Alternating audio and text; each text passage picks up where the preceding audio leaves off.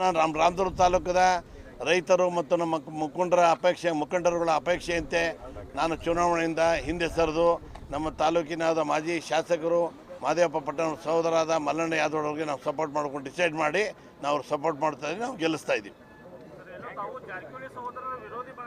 ನಾವು ಯಾವ್ದು ಬಣ ನಾವೆಲ್ಲ ತಟಸ್ಥ ಬಣ, ಜಾರಕಿಹೊಳಿ ಅವ್ರದ್ದು ಇಲ್ಲ, ಬೇರೆ ಯಾವ ಬಣ ಇದು ನನಗೇನು ಗೊತ್ತಿಲ್ಲ. ಯಾವುದಕ್ಕೆ ಧವನ್ ಅವ್ರಿಗೆ ಅವ್ರು ಬೆಂಬಲಿಸೋದು ನನಗೆ ಗೊತ್ತಿಲ್ಲ. ಧವನ್ ಅವ್ರಿಗೆ ನಾನು ಸತೀಶ್ ಜಾರಕಿಹೊಳಿಗೆ ಹೇಳಿದೆ, 4 ಸರಿ ಆಗಿದ್ದಾರೆ ಧವನ್ ಅವರು, ಬೇರೆ ಯಾವುದೋ ಕ್ಯಾಂಡಿಡೇಟ್ಗೆ ಅವಿರೋಧ ಮಾಡೋಣ ಅಂತ ಹೇಳಿದೆ. ಅವ್ರು ಮಾಡಿಸ್ತೀನಿ ಕೊನೆ ಮುಗಿಬಿಟ್ಟೊಳಗೆ ಅದು ಏನಾಯ್ತೋ ಗೊತ್ತಾಯಿಲ್ಲ. ಪಾಪ ಸತೀಶ್ ಜಾರಕಿಹೊಳಿ ಅವರು ಪ್ರಾಮಾಣಿಕವಾಗಿ ಅವಿರೋಧ ಮಾಡಿಸ್ಲೇಬೇಕು ನನಗೆ ಅಂತ ಅವ್ರು ಪ್ರಯತ್ನ ಪಟ್ಟರು.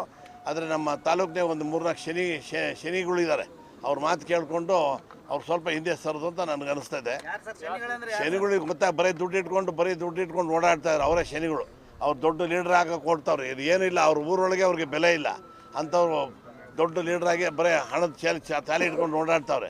ಈ ಚುನಾವಣೆ ಒಳಗೆ ದುಡ್ಡಿನ ವ್ಯವಸ್ಥೆನೇ ಇರಲಿಲ್ಲ, ಕಾಫಿ ಬಿಸ್ಕತ್ ಕೊಟ್ಕೊಂಡು ಹೋಗ್ತಾ ಇದ್ವಿ ಮೊದಲಿಂದನೂ. ಈ ಚುನಾವಣೆಗೆ ಅವರೆಲ್ಲ ಬಂದು ದುಡ್ಡಿನ ಸುರೇಮಣೆ ಮಾಡ್ತಾ ಇದ್ದಾರೆ, ಸಿಸ್ಟಮ್ ಕೆಡಿಸ್ತಾ ಇದ್ದಾರೆ. ಅದಕ್ಕೆ ಜನಗಳು ಇವರಿಂದ ದೂರ ಇರಬೇಕು ಅಂತೇಳಿ ನಮಗೆಲ್ಲ ಬಂದು ಸರ್ ಹಿಂಗೆಲ್ಲ ಮಾಡ್ತಾ ಇದ್ದಾರೆ, ದಯವಿಟ್ಟು ನೀವೆಲ್ಲ ಒಂದಾಗಬೇಕು, ನಮ್ಮ ತಾಲೂಕು ಮರ್ಯಾದೆ ಉಳಿಸ್ಬೇಕು ಅಂದಾಗ ನಾನು ಮಲ್ಲಣ್ಣ ಯಾದವ್ರಿಗೆ ನಾವು ಸಪೋರ್ಟ್ ಮಾಡೋಕ್ಕೆ ಡಿಸೈಡ್ ಮಾಡಿದೆ.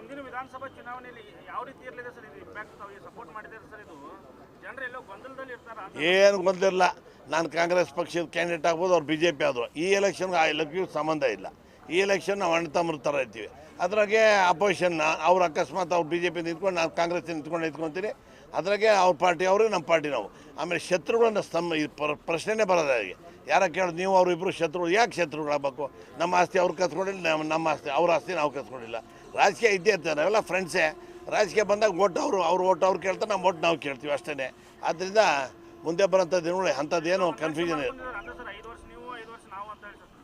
ಯಾರು ಮಾಡ್ಕೊಂಡಿದ್ದಾರೆ ಅಂತ ಯಾರು ಮಾಡ್ತಾರೆ? ರಾಜಕೀಯಗಳು ಯಾರು ಬಿಟ್ಕೊಡ್ತಾರೆ 5 ವರ್ಷ ಆದಮೇಲೆ? ಜನರು ಏನು ಗೊಂದಲದಲ್ಲ, ನೀವು ಗೊಂದಲ ಸೃಷ್ಟಿ ಮಾಡ್ತೀರಷ್ಟೇ. ನೀವೆಲ್ಲ ಹೇಳಿ ಸೃಷ್ಟಿ ಮಾಡ್ತೀರಷ್ಟೇ ನಿಮ್ಮ ಮಾಧ್ಯಮದವರು. ನಾವು ಏನು ಗೊಂದಲ ಇಲ್ಲ, ಜನಗಳು ಆರಾಮಿದ್ದಾರೆ, ನೀವು ಮಾಡಿದ್ದು ಭಾಳ ಒಳ್ಳೆಯದು ಅಂತ ಜನಗಳು ಬಂದು ನನಗೆ ಹಾರ ಆಗ್ತಾ ಇದ್ದಾರೆ ಇವಾಗ ಜನ. ಓಕೆ, ಥ್ಯಾಂಕ್ ಯು, ನಮಸ್ಕಾರ. ನಡಿ.